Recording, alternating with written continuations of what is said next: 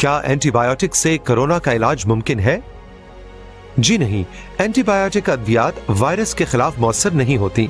ये सिर्फ bacterial infection के खिलाफ काम आती हैं। चूंकि कोरोना भी वायरस है, इसलिए एंटीबायोटिक अद्वियात इस पर असर नहीं करती। कोरोना से डरना नहीं, लड़ना है।